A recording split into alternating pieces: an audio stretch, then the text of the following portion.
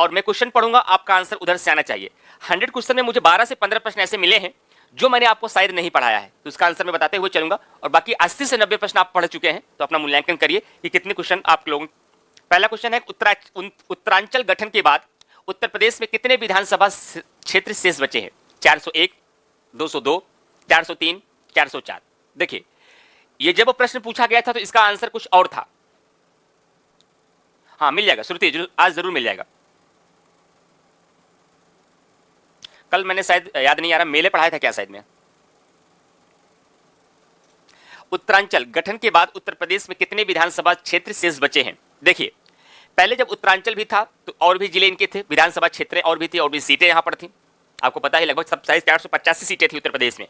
लेकिन जब 13 जिलों को काटकर उत्तराखंड नाम का एक नया राज्य, पहाड़ी राज्य बनाया गया, तो उत्तर प्रदेश में जिलों की संख्या जो बची है वह 403 प्लस 1 बची। लेकिन वर्तमान स्थिति की बात की जाए तो इसे तो अब समाप्त कर दिया गया है। आर्टिकल 333 के तहत विधानसभा अध्यक्ष जो एक आंगल भारतीय का मनोनयन करता था उसे अब समाप्त कर दिया गया है, इसलिए वर्तमान स्थिति क्या होगी? 403। क्लियर? आगे बढ़ते हैं क्वेश्चन नंबर 2 की तरफ। उत्तर प्रदेश के राज्य की चिन्ह में नहीं है मछलियां। ये सारे क्वेश्चन वही है जो आपके एग्जाम में आए हैं, कोई अनावश्यक प्रश्न नहीं है, जो एग्जाम में आए हैं या आएंगे वही क्वेश्चन है सारे। और बाद में मैं स्कोर देखूंगा 100 क्वेश्चन के बाद कि आप लोग कितने क्वेश्चन सही कर पाए। दूसरा क्वेश्चन, उत्तर प्रदेश के राज्य की चिन्ह में नहीं है मछलियां, धनुष, तीर और मोर। तो आपको पता है उत्तर प्रदेश का राज्य की चिन्ह क्या है? एक वृत्त और 2 क्या है? मछलियां और 1 तीर धनुष, ये तो है। लेकिन मैंने मोर की बात कहीं नहीं की थी, इसलिए इसका राइट आंसर आपका हो जाएगा मोर। और मैंने बताया अभी तक ऐसा प्रश्न एक बार पूछा गया है। क्वेश्चन नंबर 3, सूची 1 को सूची 2 से सुमेलित करिए। जनपद है और दूसरी तरफ आपका मुख्यालय है। जालौन का मुख्यालय क्या है? तो शायद देर ही नहीं लगेगी बताने में आपको, उरई। कानपुर देहात का मुख्यालय क्या है?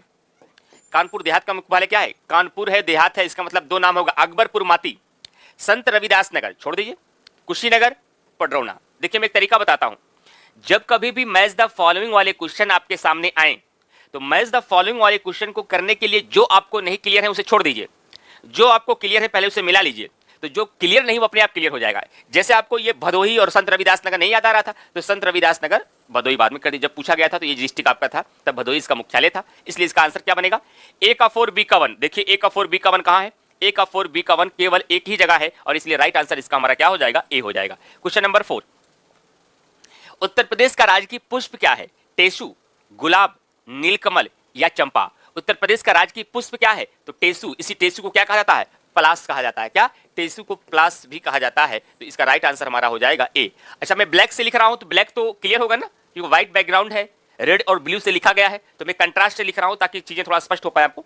चलिए, जहां जरूरत पड़ेगी मैच द फॉलोइंग वहां रेड यूज कर लेंगे हम, दिखना चाहिए, कोई दिक्कत आपको नहीं होनी चाहिए। क्वेश्चन नंबर 5, निम्नलिखित में से किसका प्रत्यक्ष निर्वाचन होता है? लास्ट में मैं कोशिश करूंगा कि इसके बारे में थोड़ा डिस्कस कर दूंगा आप लोगों से क्लास में, तो अगर कॉमन सेंस की बात है इसका आंसर फिर भी आप दे सकते हैं। देखिए, क्षेत्र प्रमुख का और जिला पंचायत अध्यक्ष का प्रत्यक्ष निर्वाचन नहीं, इनका अप्रत्यक्ष होता है, लेकिन प्रधान का, सरपंच का और पंच का जो निर्वाचन होता है यह प्रत्यक्ष होता है। यह नया क्वेश्चन था, यह मैंने अभी आपको नहीं पढ़ाया है, और इसका राइट आंसर हो जाएगा 5 का, यानी कि 1, 4 और 5। अच्छा, अपना मूल्यांकन करेंगे कैसे आप लोग? मूल्यांकन कैसे करना है आपको ध्यान रखिएगा। मूल्यांकन करने के लिए जब मैं क्वेश्चन पढ़ता हूं, अगर आप लोग घर पे बैठे हैं, किसी ऑफिस में नहीं है, किसी सफर में नहीं है, वैसे मोस्टली लोग लॉकडाउन में घर में ही होंगे, तो एक कॉपी अपने पास रख लीजिए, नंबरिंग कर लीजिए 1 2 3 4 5 ऐसे, और ज्यादातर तो क्वेश्चन आपके सही होंगे, जो गलत होते जाए उसे कट कर दीजिएगा कि 7वां गलत हो गया, 10वां गलत हो गया, 18वां गलत हो गया, 22वां गलत हो गया। तो इससे क्या होगा, जैसे ही मैं पीडीएफ आज सेंड करूंगा आपको मैं टेस्ट की, तो पीडीएफ के बाद आपको आसानी से आप लोग चेक कर लेंगे हमारे कौन कौन से क्वेश्चन गलत हुए हैं, और उस लिस्ट के माध्यम से आपको ये पता रहेगा कि टेस्ट के दरमियान हमारे ये क्वेश्चन गलत हुए थे, इसको हमको फिर से तैयार करना है। स्पष्ट? क्वेश्चन नंबर 6, गौतम बुद्ध नगर जिले का मुख्यालय क्या है?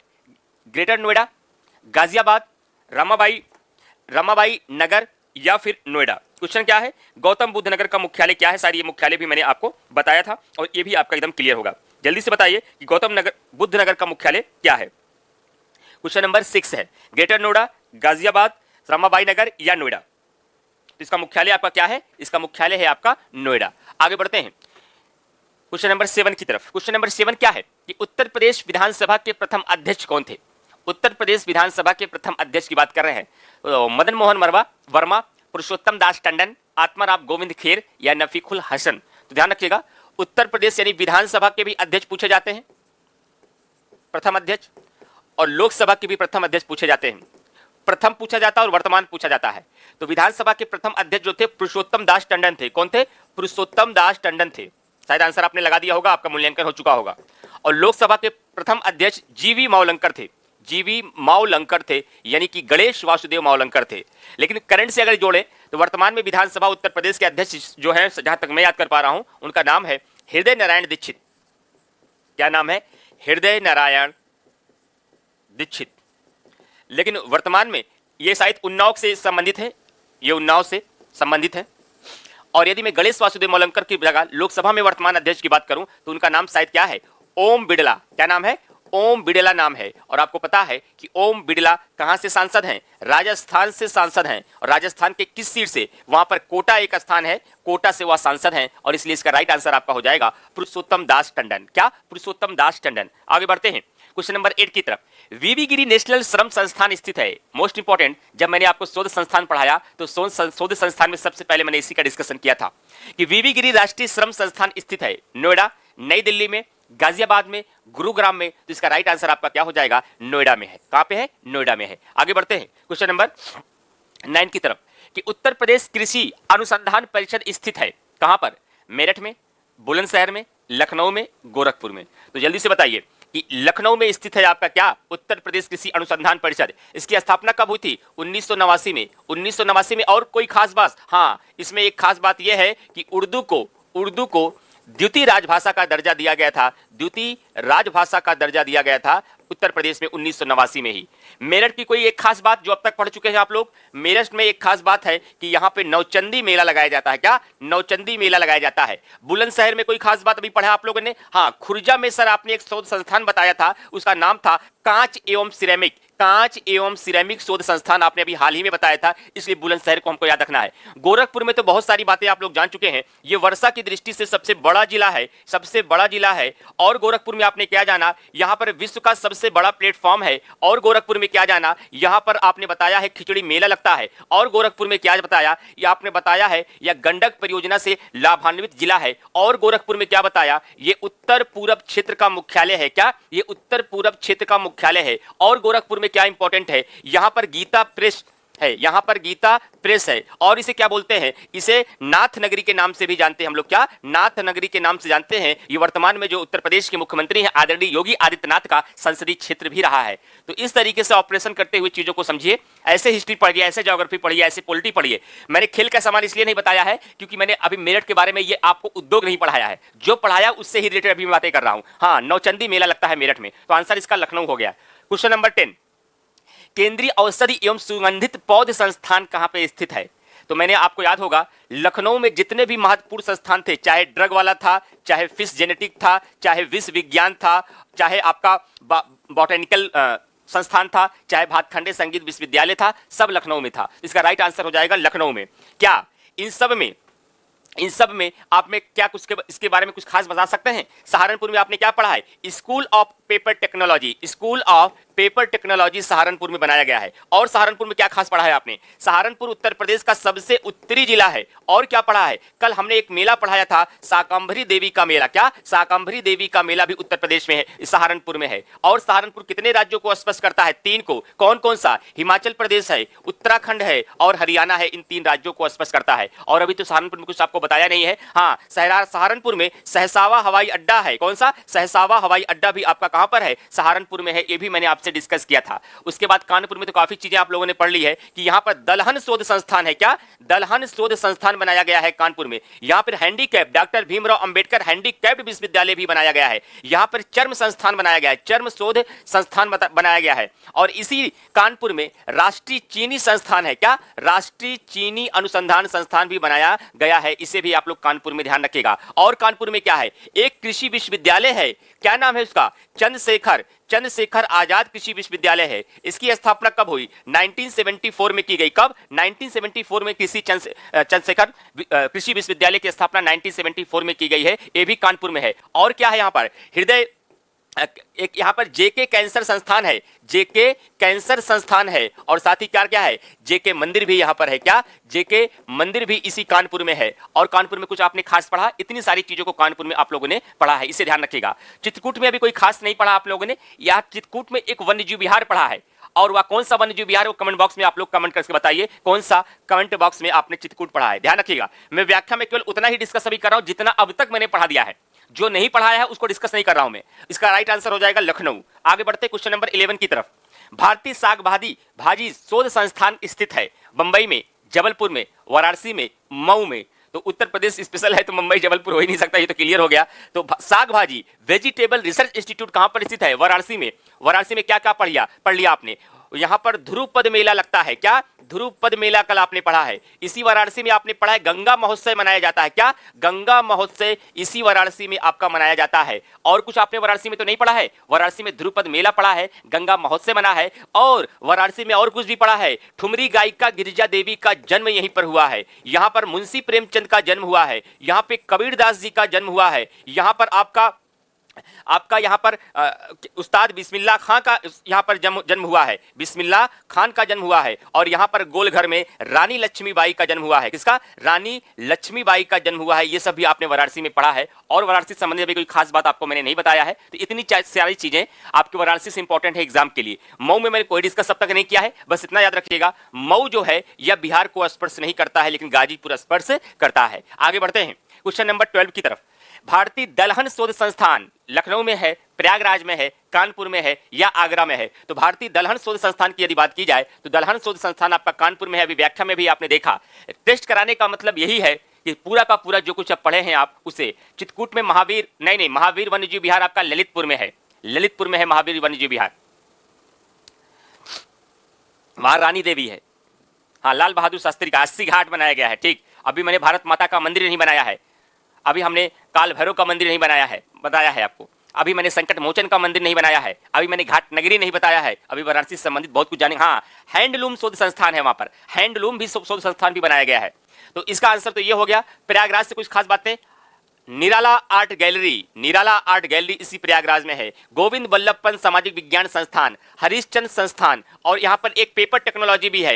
हिंदुस्तान केबल इंडस्ट्रीज को नैनी में बनाया गया है प्रयागराज में। प्रयागराज जनसंख्या की दृष्टि से सबसे बड़ा जिला है। प्रयागराज में यदि बात की जाए तो इसी प्रयागराज में मदन मोहन मालवीय का और मेजर ध्यानचंद हाजी हॉकी के जादूगर का यहाँ पर जन्म भी हुआ था। और आगरा में तो बहुत सारी चीजें आपने पढ़ लिया कि आगरा में क्या है। आगरा में सूर सरोवर पक्षी विहार है। सूर सरोवर यहाँ पर एक ताल भी है, मतलब यानी कि झील भी है। और दूसरा आगरा में क्या पड़ा है, यहाँ पे सुलहकुल मेला मनाया जाता है, यहाँ पर कैलाश मेला मनाया जाता है, यहाँ पर ऊंट मेला मनाया जाता है, यहाँ पे बटेश्वर मेला मनाया जाता है, यहाँ पर पश्चिम मेला मनाया जाता है। इतनी सारी चीजों को आपने आगरा में पढ़ा है। एक लेप्रोसी इंस्टीट्यूट भी है आपका यहाँ पर। और इसी आगरा में कन्हैयालाल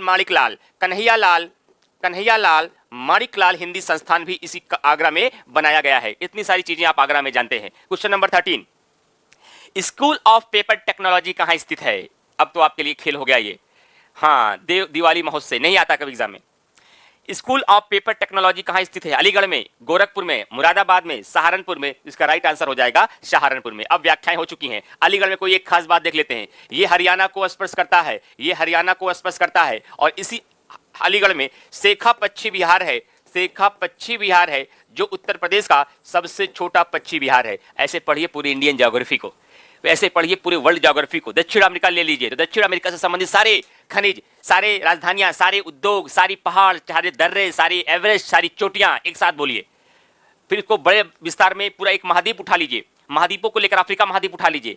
कौन कौन से यहाँ पे जाती है, कर्क रेखा किन किन देशों से गुजरती है, मकर रेखा कहां कहां से गुजरती है, विषुवत रेखा किन किन देशों से गुजरती है, ग्रीनविच टाइम कहां कहां से गुजरती है, और इसमें कितने लैंडलॉक्ड कंट्री हैं, कुल कितने कंट्री हैं, सबसे ऊंचा पर्वत क्या है, सबसे लंबी नदी क्या है। ऐसे ऐसे पढ़ते रहिए। वैसे इंडियन ज्योग्राफी को पढ़िए। एक राज्य को उठाइए, आज बिहार देखेंगे, बिहार में कौन सा नेशनल पार्क है, कौन सा अभ्यारण्य है, बिहार में लेकर के कौन कौन से आपके दर्रे हैं, कौन कौन से पहाड़ हैं, कौन कौन सी नदियां हैं, कौन कौन से शोध संस्थान हैं, कौन कौन सी शिक्षण व्यवस्था में है, कौन कौन से ऐतिहासिक, धार्मिक और सांस्कृतिक स्थल हैं। इस तरीके से चीजों को ऑपरेशन करके पढ़िए। सिलेक्शन सिर्फ 1 साल का खेल है, 1 साल, 365 दिन sufficient for the any examination. लेकिन जरूरत है एक दृढ़ संकल्प हो उस तरीके से पढ़ने के लिए। कहना तो आसान हो जाता है, लेकिन करना थोड़ा सा मुश्किल हो जाता है। लेकिन जो कर लेते हैं उन्हीं के माथे पर सफलता का तिलक लगता है। तो करिए, ऐसे ही पढ़िए पूरे सब्जेक्ट को, सारी चीजें बड़ी आसान हो जाएंगी।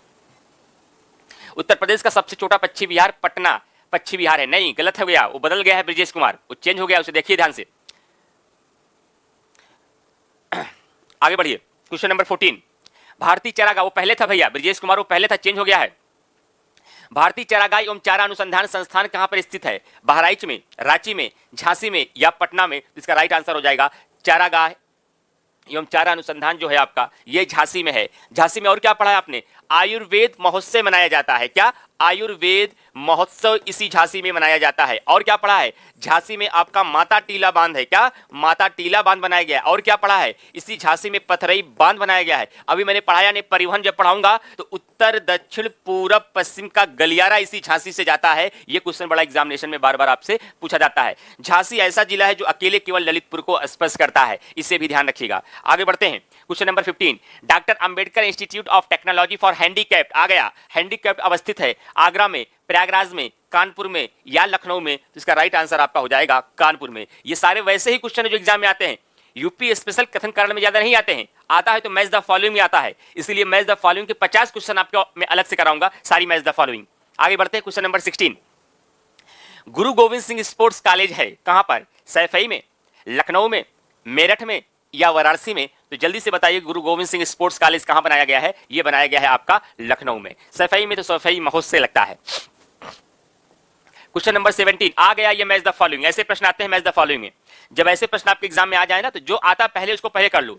वीवी गिरी नेशनल लेबर इंस्टीट्यूट एकदम क्लियर है? हाँ क्लियर है भाई, Noida. National drug research institute, हाँ ये भी तो क्लियर है, लखनऊ। नेशनल जालमा इंस्टीट्यूट फॉर लेप्रोसी, लेप्रोसी वाला भी बताया था, आगरा। तो क्या बच्चा? Central institute for research on कैटिल, ये मैंने नहीं पढ़ाया था। अरे जो बचा है तो अपने आप मिला लीजिए, मेरठ। तो ए का 4 बी का 3, ए का 4 बी का 3 दो जगह मिला। सी भी देखिए, सी का 1 केवल यहां मिला और डी का 2 मिला, इसलिए राइट आंसर हो जाएगा D. Question number 18। Question number 18 क्या है? सूची 1 को सूची 2 से सुमेलित करिए और सही उत्तर को चुनिए। इंडियन इंस्टीट्यूट ऑफ हैंडलूम, क्या? इंडियन इंस्टीट्यूट ऑफ हैंडलूम, तो आंसर क्या हो जाएगा? वाराणसी। भातखंडे संगीत संस्थान, आप तो पूरा इतिहास जानते हैं, 1926 में स्थापना हुई मॉरिस कॉलेज ऑफ म्यूजिक के रूप में। 1960 में इसका नाम बदल करके भातखंडे संगीत संस्थान कर दिया गया और सन 2000 में, कहीं कहीं किताबों में 2001 होता है, तो मैंने एग्जाम में भी बताया जब 2000 ना रहे तो 2001 लगाइएगा। वैसे 26 अक्टूबर 2000 को ही इसको डीम्ड विश्वविद्यालय का दर्जा मिला था, ये बड़ा इंपॉर्टेंट है। निराला आर्ट गैलरी, अभी अभी आपने व्याख्या में भी देखा, प्रयागराज। और Rajiv Gandhi institute of technology, ये आपका रायबरेली में है। ये नहीं पढ़ाया था तो अपने आप लग गया, कोई दिक्कत ही नहीं है। तो ए का 4 बी का 3, ए का 4 और बी का 3 केवल एक जगह मिला। और चेक कर लीजिए क्या डी का 1 है? हाँ बिल्कुल है, इसका मतलब राइट आंसर हमारा बी है। मूल्यांकन करते रहिए अपना की स्थिति क्या बन चुकी है उत्तर प्रदेश में आपकी। उत्तर प्रदेश में अधिकतम क्षेत्रफल वाला जनपद कौन सा है? मैपिंग में बताइए। ये है, क्या नाम है इसका? लखीमपुर खीरी। और क्या खास बात है यहाँ पर? यहाँ पे गोला गोकर्णनाथ का मेला लगता है और यहाँ पर एकमात्र राष्ट्रीय उद्यान दुधवा राष्ट्रीय उद्यान है और यहाँ पर शारदा जल विद्युत परियोजना बनाई गई है। इतनी चीजें आपको याद रखनी है। राइट आंसर आपका हो जाएगा लखीमपुर खीरी। हरदोई के बारे में क्या जानते हैं? हरदोई वर्तमान में उत्तर प्रदेश का ऐसा जिला बन गया है जो सर्वाधिक जिलों को स्पर्श करता है, जो सर्वाधिक जिलों को स्पर्श करता है। हरदोई ऐसा जिला बन गया है। Question number 20। 2011 के अनुसार उत्तर प्रदेश में पुरुष साक्षरता दर कितनी है? 59.26%, 77.3%, 69.72%, 60.34%। तो ध्यान रखिएगा, यदि पुरुष साक्षरता की जब बात की जा रही है तो मैंने आपको एक तरीका बताया था, पता नहीं याद है कि भूल गए आप। मैंने कहा था पहले बीच में साक्षरता लिख लेना और इधर महिला लिख लेना, इधर महिला लिख लीजिएगा और इधर पुरुष लिख लीजिएगा। और क्या करिएगा, इसको 67 मान लीजिएगा, यहां -10 करिएगा, यहां +10 करिएगा, ये 57 हो जाएगा, ये 77 हो जाएगा। क्या पूछ रहे हैं भाई आप पुरुष पूछ रहे हैं? चलिए बताते हैं आंसर, 77 पॉइंट। तरीका याद है कि भूल गए? आगे बढ़ते हैं। 2011 के अनुसार राज्य में महिला आबादी कुल आबादी का लगभग कितना है? अच्छा सर ये क्वेश्चन रह गया था, ये मैंने मेंशन नहीं किया था ना, नया क्वेश्चन है। देखिए महिला आबादी जाहिर सी बात है, देखो कॉमन सेंस की बात है, अगर नहीं भी बताए फिर भी कर सकते हैं। बराबर है? हो ही नहीं सकता। 51 है? हो ही नहीं सकता। क्यों नहीं हो सकता है? लिंगानुपात 912 है और लिंगानुपात की परिभाषा होती प्रति 1000 पुरुषों पर महिलाओं की संख्या। इसका मतलब बराबर तो होती तो लिंगानुपात हमारा 1000 होता, ज्यादा होती तो 1000 प्लस होता, लेकिन 45% भी होती तो 900 से कम होता, लेकिन हमारे लिंगानुपात 48% है। नहीं बताया था, फिर भी आंसर हो सकता है इसका, और इसका राइट आंसर हो जाएगा ए, 48%। Question number 22। 2011 के अनुसार राज्य में शिशु लिंगानुपात कितना है? तो आप कहेंगे चारों बता दें क्या सर? बिल्कुल बता दिए चारों आप। शिशु लिंगानुपात, अनुसूचित जाति का लिंगानुपात, जनजाति का लिंगानुपात और कुल लिंगानुपात। क्या बताया था? चारों में सबसे छोटा डेटा 902। अनुसूची किसमें रखी गई है? 3 सूची, अनुसूची 7 में, तो 907। जन को लोगों को दी जाने वाली सगुन राशि 51 रुपए, 951। और क्या याद करना था? केवल एक, 912। क्या पूछा है भाई आपने? शिशु पूछा है, तो 902 हो गया, सीधा आंसर लगाइए 902। और पूरे भारत का लिंगानुपात 943। स्पष्ट? चलिए आगे बढ़ते हैं। Question number 23। 2011 के अनुसार उत्तर प्रदेश में महिला ऑब्लिक पुरुष अनुपात है। 2011 के अनुसार उत्तर प्रदेश में महिला पुरुष अनुपात है 836, 912, 898, 950। अब महिला पुरुष अनुपात पूछ रहा है, लिंगानुपात नहीं लिखा। लिंगानुपात का मतलब ही होता है महिला पुरुष अनुपात। क्या शिशु पूछ रहा है? नहीं। क्या अनुसूचित जाति का पूछ रहा है? नहीं। क्या अनुसूचित जनजाति का पूछ रहा है? नहीं। कुल पूछ रहा है, तो आंसर क्या होगा? 912। Question number 24। 2011 के अनुसार सर्वाधिक नगरीय आबादी वाला जनपद कौन सा है? यह क्वेश्चन नया है, ये जनगणना का प्रश्न है। जनगणना मैंने आप लोगों को नहीं पढ़ाया था, इसलिए हो सकता है थोड़ा सा आपको समस्या आ जाए, तो इसे भी फ्रेंड ध्यान रखिएगा। क्वेश्चन नंबर 24, तो इसमें आपका आंसर हो जाएगा गाजियाबाद। क्या? गाजियाबाद। सर्वाधिक नगरीय आबादी वाला जनपद जो है आपका वह जनपद है वह गाजियाबाद। Question number 25। 2011 के अनुसार जनसंख्या के घटते क्रम में जिलों का व्यवस्थित करके सही कूट चुने। हमने सबसे बड़ा और छोटा बताया था, लेकिन जनगणना नहीं पढ़ाई थी। अगर समय रहा तो एक क्लास लगेगा, जनगणना पढ़ा ही देंगे आप लोग को, उत्तर प्रदेश की भी जनगणना पढ़ा देंगे, ऐसी क्या बात है। देखते हैं अगर समय रहेगा तो। ध्यान से, जनगणना में नंबर 1 है आपका प्रयागराज, नंबर 2 है आपका मुरादाबाद, सॉरी जनसंख्या में, नंबर 3 है आपका गाजियाबाद, नंबर 4 है आपका लखनऊ। तो इसका मतलब आंसर क्या बनेगा? 1 3 2 4 कहीं है, पहला आंसर है, इसलिए इसका राइट आंसर ये हो जाएगा। बहुत सारे लोग पहले पे प्रयागराज जब नहीं मारते तो अब तो लखनऊ नंबर 2 पे होगा ही, नहीं, लखनऊ नंबर 4 पे है। Question number 26। 2011 के अनुसार निम्नलिखित में से क्या सही नहीं है? यह आयोग का ऐसा प्रश्न आया था जो कथन और कारण में पूछा गया। यहां देश की जनसंख्या का 16.5% निवास करता है। आप कहेंगे हाँ सर आपने पहले ही क्लास में बताया था, चलो सही हो गया। सही बताना है कि गलत? नहीं बताना है, मतलब गलत बताना है। यहां देश के सर्वाधिक बच्चे पाए जाते हैं। भैया यहाँ देश के सर्वाधिक बच्चे भी है, सर्वाधिक महिला भी है, सर्वाधिक जनसंख्या भी है, तो इसलिए सर्वाधिक बच्चे भी यही है, ये भी सही है। ये इसकी 10 की वृद्धि दर 17.7% है। कहा नहीं सर ये तो आपने पढ़ाया था, आपने कहा था 2001 की तुलना में 2011 में जो 10 की वृद्धि हुई है वह 20.22% है, 17.7% नहीं। ये स्टेटमेंट गलत है। क्या इसका लिंगानुपात 912 है? इसका लिंग अनुपात नहीं, हाँ लिंग अनुपात भी कह सकते हैं, 912 है, बिल्कुल सही। तो हमें गलत बताना था, गलत हमारा क्या हुआ? Answer number C. Question number 27। निम्न